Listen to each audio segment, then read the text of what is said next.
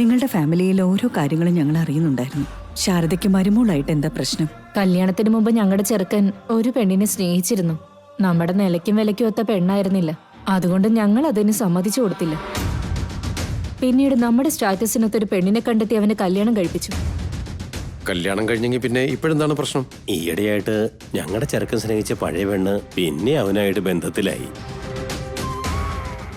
ആ കാര്യം ഞങ്ങളുടെ മരുമോളും അറിഞ്ഞു. അവളോടൊപ്പം എന്തിനിപ്പോ അവൻ കറങ്ങുന്നു, ഇത് ഞാൻ സമ്മതിച്ചു തരില്ല എന്നും പറഞ്ഞ് അവളിപ്പോ വീട് രണ്ടാക്കിക്കൊണ്ടിരിക്കുക. ഇപ്പൊ അവള് പറയുന്നത് ഞങ്ങൾ എല്ലാവരും കൂടി അവളെ ചതിച്ചു എന്നാ.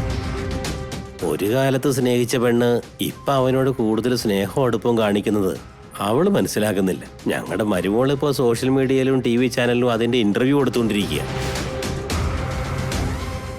നാട്ടുകാരുടെയും ബന്ധുക്കാരുടെ ഇടയിൽ നാണം കെട്ട് മതിയായി. സ്വന്തം ഭാര്യയെ പൊന്നുപോലെ എന്റെ ചെറുക്കൻ നോക്കുന്നേ. അപ്പൊ പിന്നെ ഒന്ന് കണ്ണടച്ചാ പോരെ. ഇതൊക്കെ എന്തിന്റെ കേടാണോ? ആണുങ്ങളാകുമ്പോ പുറത്ത് പലതരത്തിലുള്ള ബന്ധങ്ങളുണ്ടാവും. അത് കണ്ടും കണ്ടില്ല എന്ന് ഭാവിക്കാണ്ട് അതിനെതിരെ കൊടി പിടിക്കാൻ നിന്ന ഇന്നത്തെ കാലത്തെ പുരുഷന്മാർ അതൊക്കെ സമ്മതിച്ചു കൊടുക്കൂ. അവൾക്ക് അവളുടെ കാര്യം മാത്രം നോക്കിയാ പോരെ. ഇങ്ങനെ ഞങ്ങളെ നാണം കെടുത്തേണ്ട കാര്യമുണ്ടായിരുന്നു. അതുകൊണ്ടാ ഞങ്ങളുടെ മരുമകളുടെ നേരെ മാനഹാനിക്ക് ഞങ്ങളൊരു കേസ് കൊടുക്കാൻ തീരുമാനിച്ചു. നിർത്തിക്കേ.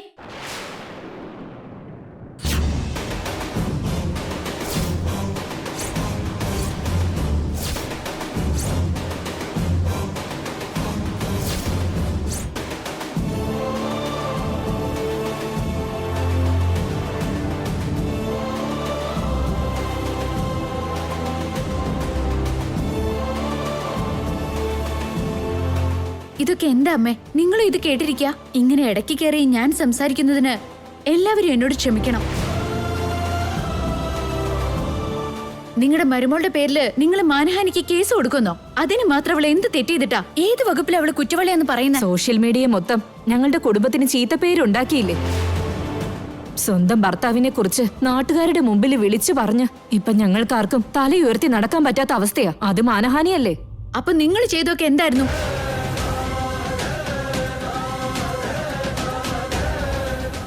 നിങ്ങളുടെ മോനായിട്ടുള്ള പഴയ പ്രേമത്തിന്റെ പേരും പറഞ്ഞുകൊണ്ട് പഴയ കാമുകി ഇടിച്ചു കയറി വന്നിട്ടും അവനുമായിട്ട് അടുത്തിടപഴകുന്നത് അറിഞ്ഞിട്ടും നിങ്ങൾ അതിന് വളം വെച്ച് കൊടുത്തില്ലേ? മോന്റെ ഇഷ്ടത്തിനൊത്തല്ലേ നിങ്ങളും തുള്ളുന്നത്?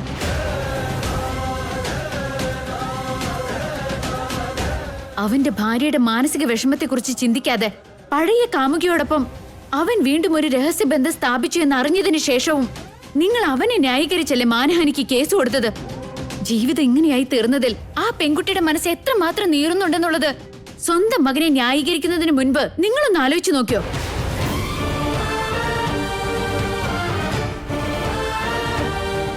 ഒരു കാര്യം കൂടി പറയാം. ഒരു പെൺകുട്ടി കല്യാണം കഴിച്ച് ഭർത്താവിന്റെ വീട്ടിലേക്ക് വരുന്നത് എത്രയേറെ സ്വപ്നങ്ങളോട് കൂടിയാണെന്നോ?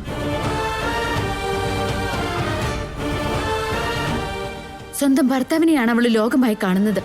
ആ ഭർത്താവ് അവൾക്കില്ലെങ്കിൽ ഈ ലോകം തന്നെ അവൾക്ക് മടുപ്പാകും.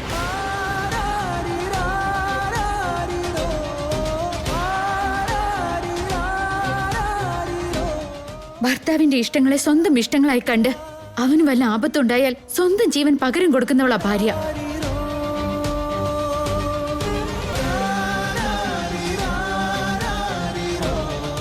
ജീവിക്കാൻ എത്തുന്ന പെണ്ണിനെ സ്വന്തം മകളെ പോലെ കാണേണ്ടതിന് പകരം അവളെ ഒരു യന്ത്രത്തിന് തുല്യമായി കണ്ടാലോ?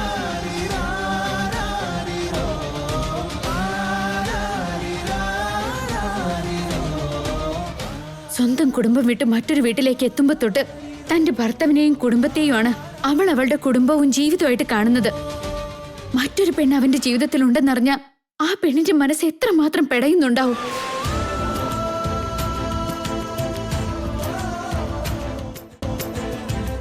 കല്യാണത്തിന് മുൻപ് മോൻ ഇങ്ങനെ ഒരു ബന്ധം ഉണ്ടായിരുന്നു എന്നുള്ളത് മരുമോളോട് പറയാതിരുന്നതാണ് നിങ്ങൾ ചെയ്ത ഏറ്റവും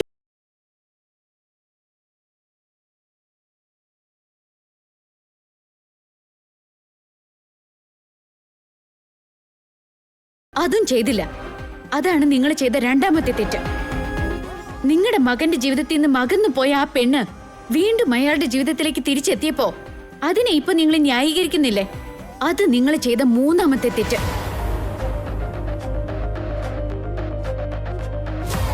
തെറ്റിന് മീതെ തെറ്റുകൾ നിങ്ങൾ ചെയ്തു കൂട്ടിയിട്ട് മരുമകളെ കുറ്റം പറയാൻ എങ്ങനെ തോന്നുന്നു? സ്വന്തം ജീവിതത്തിലെ ചതി പറ്റി എന്നുള്ളത് അവള് നാട്ടുകാരോട് പറഞ്ഞപ്പോ അതിനെതിരെ മാനഹാനി കേസോ?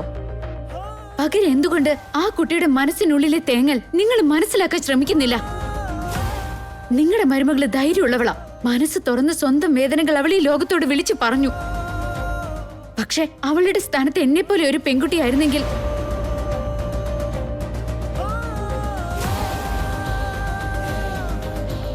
കുടുംബത്തിന് നാണക്കേട് ഉണ്ടാക്കാനാവാതെ, ഭർത്താവിന് വിട്ടു കൊടുക്കാനും ആവാതെ, അവന്റെ ജീവിതത്തിലേക്ക് കയറി വന്ന പെൺകുട്ടിയെ ശിക്ഷിക്കാനും കഴിയാതെ ഉരുക്കി ഉരുക്കി അവസാനം സ്വന്തം ജീവൻ ഒടുക്കും.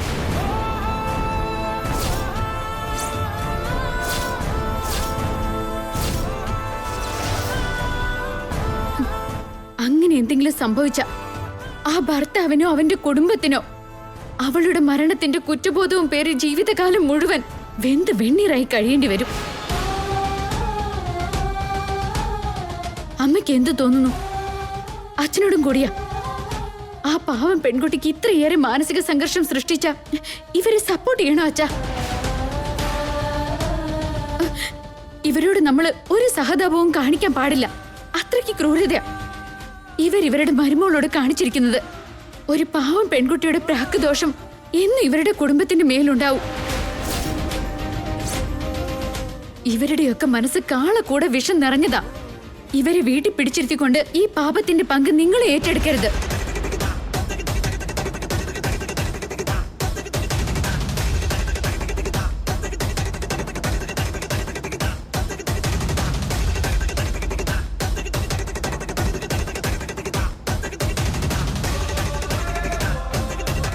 അരുണിമേ, ഞങ്ങൾ കേറി വന്ന് വെറുതെ നിങ്ങളുടെയൊക്കെ സമാധാനം നഷ്ടപ്പെടുത്തി. ഞങ്ങൾ ഇറങ്ങുക. പിന്നീട് എപ്പോഴെങ്കിലും വീണ്ടും കാണാം. പോയിക്കോട്ടെ. ഇറങ്ങുക.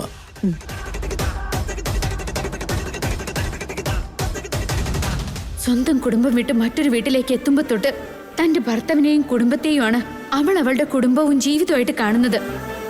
മറ്റൊരു പെണ്ണ് അവന്റെ ജീവിതത്തിൽ ഉണ്ടെന്നറിഞ്ഞ ആ പെണ്ണിന്റെ മനസ്സ് എത്രമാത്രം പെടയുന്നുണ്ടാവും. അവന്റെ ജീവിതത്തിലേക്ക് കയറി വന്ന പെൺകുട്ടിയെ ശിക്ഷിക്കാനും കഴിയാതെ ഉരുക്കി ഉരുക്കി അവസാനം സ്വന്തം ജീവൻ ഒടുക്കും.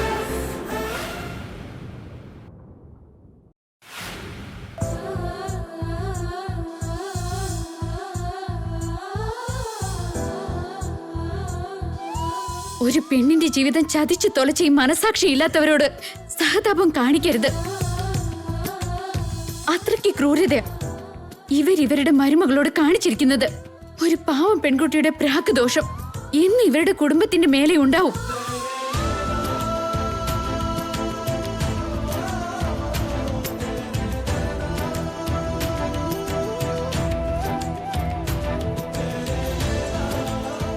അരുണിമേ, എന്താ സീരിയസ് ആയിട്ട് എന്തോ ആലോചനയിലാണല്ലോ?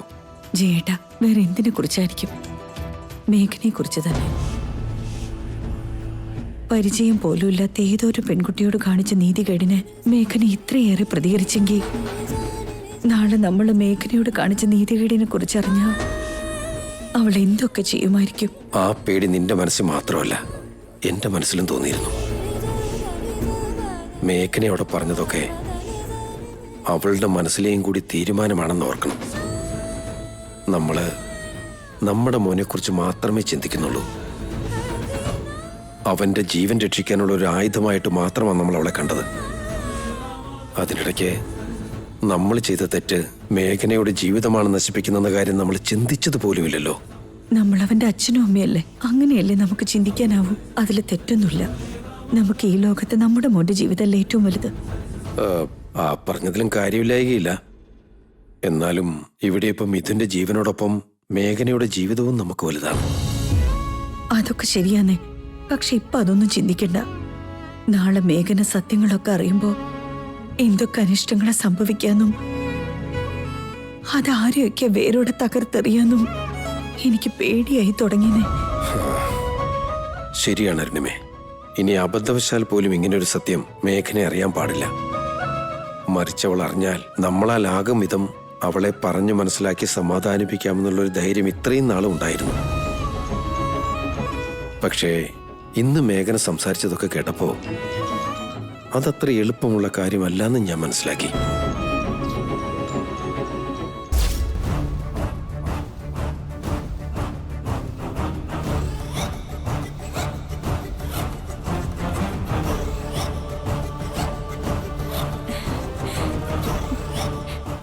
എന്താ മഞ്ജരി, ഏതോ വലിയ കൊടുമുടി കയറിയ സന്തോഷാണല്ലോ നിന്റെ മുഖത്തിപ്പോ.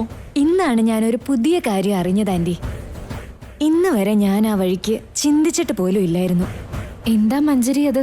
നാളെ എന്തെങ്കിലും ഒരിക്കൽ മിഥുനും ഞാനും തമ്മിലുള്ള ബന്ധത്തെക്കുറിച്ച് മേഘനെ അറിയുമ്പോൾ അവള് പിന്നീട് ഒരു ക്ഷണം പോലും മിഥുന്റെ ജീവിതത്തിലോ ഈ കുടുംബത്തിലോ നിൽക്കാൻ പോകുന്നില്ല. അതെങ്ങനെ എത്ര കോൺഫിഡന്റ് ആയിട്ട് പറയുന്നേ? താഴെ അവള് പറഞ്ഞതൊക്കെ കേട്ട് കാണുമല്ലോ. പരിചയമില്ലാത്ത ഒരു പെൺകുട്ടിയെ ചതിച്ചതിന്റെ പേരിൽ ആ അമ്മയും അച്ഛനെയും അവള് തൂത്തുവാരിയില്ലേ.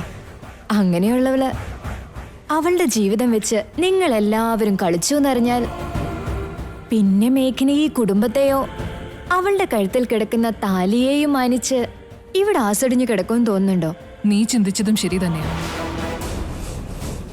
മേഘന കാണാൻ നിഷ്കളങ്കയാണെന്ന് തോന്നുമെങ്കിലും ആത്മാഭിമാനത്തിന്റെ കാര്യത്തിൽ അണുവിട വിട്ടുകൊടുക്കില്ല. സ്വന്തം സെൽഫ് റെസ്പെക്ട് രക്ഷിക്കാൻ വേണ്ടി അവൾ ഈ കല്യാണത്തെയും കല്യാണം കഴിച്ച ഭർത്താവിനെയും ഉപേക്ഷിക്കാൻ മടിക്കില്ല മഞ്ജരി. സോ നാളെ എന്തെങ്കിലും ഒരിക്കൽ മേഘന സത്യങ്ങൾ അറിയുമ്പോൾ ഒരു ബാധ്യതയാവോന്ന് നമ്മൾ ഇനി പേടിക്കേണ്ട കാര്യമില്ല. എല്ലാം അറിയുമ്പോ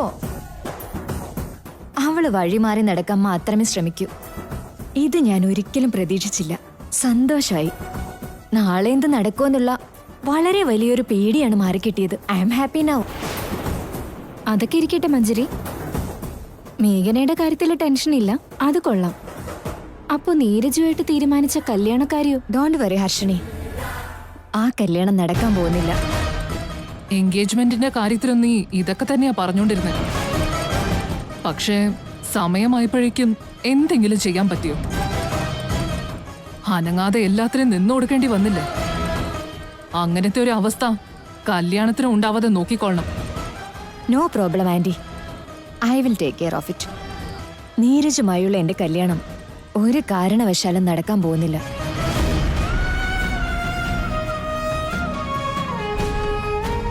എനിക്കിപ്പോ ഒരു കാര്യം ക്ലിയർ ആയിട്ട് മനസ്സിലാവുന്നുണ്ട്.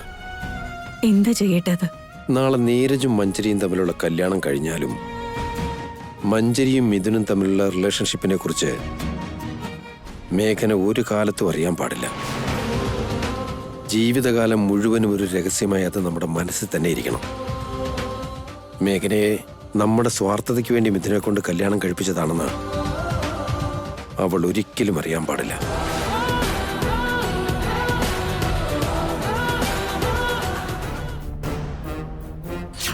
ഒരു പെൺകുട്ടി കല്യാണം കഴിച്ച് ഭർത്താവിന്റെ വീട്ടിലേക്ക് വരുന്നത് എത്രയേറെ സ്വപ്നങ്ങളോട് കൂടിയാണെന്നോ.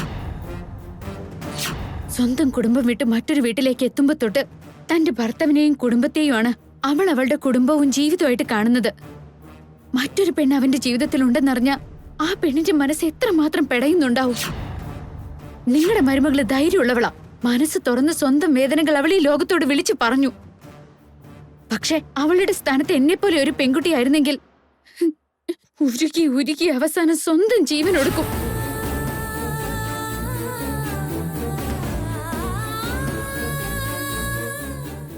ഞാൻ എന്തൊക്കെയാ ചെയ്യുന്നേ? ഓരോ അണുവിലും ഞാൻ മേഘനയെ ചതിച്ചോണ്ടിരിക്കുക. ഓരോ സമയവും ഞാൻ അവളോട് നുണയാ പറയുന്നത്. ഇതൊന്നും ഒരിക്കലും എന്റെ വ്യക്തിത്വത്തിന് ചേർന്നതുമല്ല.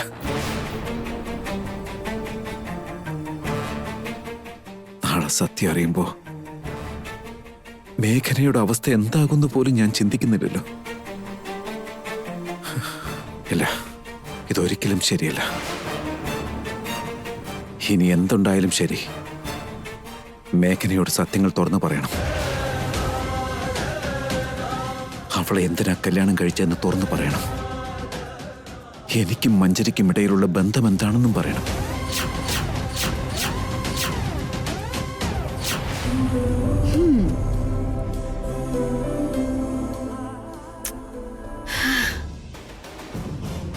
മിഥുനേട്ടാ, എത്തിയോ? എത്ര തവണ ഞാൻ പറഞ്ഞിട്ടുള്ളതാ തുണി ഇങ്ങനെ വലിച്ചു വാരി ഇടരുതെന്ന്. നോക്കിക്കേ, ആ ലോണ്ടറി ബാഗ് എന്തിനാ അവിടെ വെച്ചിട്ടുള്ളത്? അഴിച്ചിടുന്ന ഡ്രസ്സല്ല അതിലേക്ക് ഇടാനല്ലേ? ഇത്രയ്ക്ക് ശ്രദ്ധയില്ലാണ്ടായ എങ്ങനെയാ? ഞാൻ പറയുമ്പോഴെല്ലാം തലയാട്ടിക്കൊണ്ടിരിക്കും, പിന്നെയും പഴയതുപോലെ തന്നെ. പറയുന്നതൊന്നുമല്ലല്ലോ ചെയ്യുന്നത്. എന്താ ഇങ്ങനെ?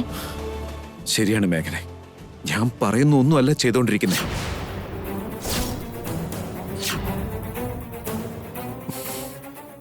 ചെയ്യുന്ന കാര്യങ്ങളൊന്നും ശരിയായതുമല്ല. ഞാൻ നിനക്ക് ചേർന്നവനല്ല. നിന്റെ ഭർത്താവാകാനുള്ള യോഗ്യത എനിക്കില്ല.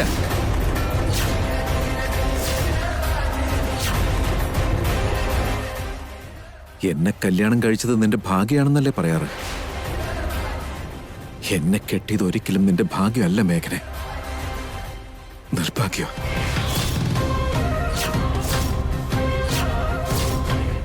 അത് നീ മനസ്സിലാക്കുന്നുമില്ല. എനിക്കത് പറയാനും പറ്റുന്നില്ല. ഞാൻ അത്ര നല്ലവനൊന്നും അല്ല മേഘനെ. നീ അറിയാത്ത ഒത്തിരി സ്വഭാവങ്ങൾ എനിക്കുണ്ട്.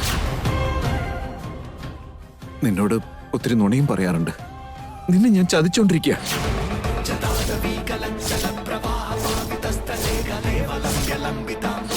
സത്യത്തിൽ ഈ കല്യാണം ഒരു നാടകം. അത് ഒരു ചതിയായിരുന്നു.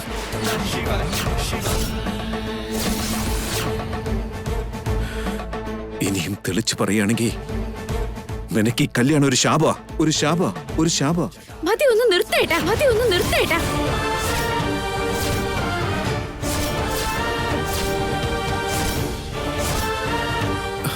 ഞാൻ പറഞ്ഞു വന്നത്, എനിക്കൊന്നും കേൾക്കണ്ട മിഥുനേട്ടാ. ഞാൻ എല്ലാ സത്യം ഒന്ന് പറഞ്ഞോട്ടെ. ഇത്തരം കാര്യങ്ങളൊക്കെ മിഥുനേട്ടൻ വേറെ ആരുടെങ്കിലും ചെന്ന് പറയുന്നതാ നല്ലത്. പക്ഷെ എന്റെ ഭർത്താവിനെ കുറിച്ച് എന്നോട് തന്നെ വന്ന് മോശമായിട്ട് സംസാരിക്കരുത്. ഇനി തൊട്ട് മിഥുനേട്ടൻ ഡ്രസ് അഴിച്ച് എവിടെയെങ്കിലുമൊക്കെ നിരത്തിയിട്ടോളൂ. ഞാൻ എടുത്ത് മാറ്റിക്കോളാം. മുറി മൊത്തം താറുമാറായിട്ട് ഇട്ടോളൂ. ഞാൻ എടുത്ത് അടുക്കി വെച്ചോളാം. ഏട്ടൻ ഇവിടെ തോന്നിയതുപോലെ എന്ത് വേണമെങ്കിലും ചെയ്തോ. എനിക്കതൊന്നും ഒരിക്കലും ഒരു പ്രശ്നമല്ല. എന്തെങ്കിലും തെറ്റ് പറ്റിയ അത് ഞാൻ തന്നെ ശരിയാക്കിക്കോളാം. ഏട്ടൻ എന്നോട് ദേഷ്യപ്പെട്ടാൽ അത് ഞാൻ മനസ്സിലാക്കിക്കോളാം. അതൊരിക്കലും ഇന്നത്തേക്കോ നാളത്തേക്കോ മാത്രമായിട്ട് പറയല്ല. ജീവിതകാലം മുഴുവൻ.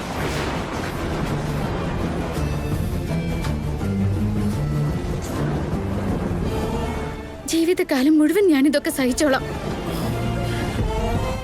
അതല്ലാതെ ഇങ്ങനെയുള്ള കൊച്ചു കൊച്ചു കാര്യങ്ങൾക്ക് എന്റെ ഭർത്താവിന് വേണ്ടാത്തത് പറഞ്ഞ ഞാനത് ക്ഷമിക്കുമെന്ന് കരുതണ്ട. അതങ്ങനെയല്ല മേഘനെ, പറയുന്ന മുഴുവൻ കേക്ക്.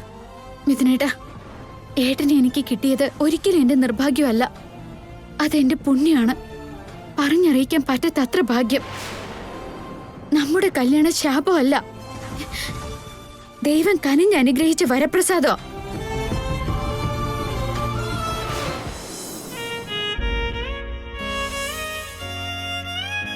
നമ്മുടെ ഈ വിവാഹ ബന്ധത്തെ മിഥുനേട്ടൻ എങ്ങനെയാ കാണുന്നതെന്നൊന്നും എനിക്കറിയില്ല.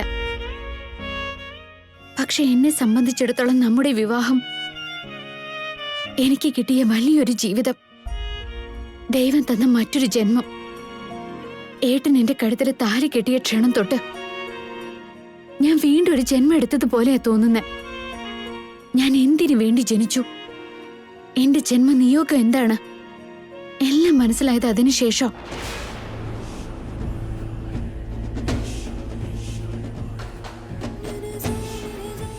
ഏട്ടൻ കെട്ടിയ താലി എന്റെ കഴുത്തിൽ കിടന്ന് നിരന്തരം എന്റെ ഹൃദയത്തെ തൊടുമ്പോ ഈ താലിയുടെ അനക്കം പോലും എന്റെ ഹൃദയത്തിനൊരു ശീലമായിരിക്കാം. ഈ ശബ്ദം കേട്ടില്ലെങ്കിൽ എന്റെ ഹൃദയം നിന്ന് പോവേട്ടാ. നമ്മൾ തമ്മിലുള്ള ഈ മംഗല്യബന്ധം നമുക്കിടയിൽ ഇല്ലാതായ പിന്നെ ഞാൻ ജീവിച്ചിരിക്കുന്നതിന് പോലും അർത്ഥം ഉണ്ടാവില്ല. അത്ര വലിയൊരു അനുഗ്രഹമായിട്ടാ ഞാൻ ഈ ബന്ധം കാണുന്നത്. അമൂല്യമായ ബന്ധമായിട്ടാ ഇത്. ഇതൊരു ശാപമാണെന്ന് എന്ത് വന്നാലും മിഥുനേട്ടൻ ഇനി എന്നോട് പറയരുത്. എനിക്ക് ഏട്ടന്റെ മടി കിടന്ന് മരിക്കണം. മേഘനെ, സത്യത്തിൽ ഇനി നിനക്ക് എന്തു പറഞ്ഞാൽ മനസ്സിലാക്കി തരണ്ടെന്ന് എനിക്കറിയില്ല. പലപ്പോഴും എന്നോട് തന്നെ എനിക്ക് വെറുപ്പ് തോന്നി തുടങ്ങാ. ഇങ്ങനെ എന്തൊരു ജീവിതം ഞാൻ ജീവിക്കുന്നേ.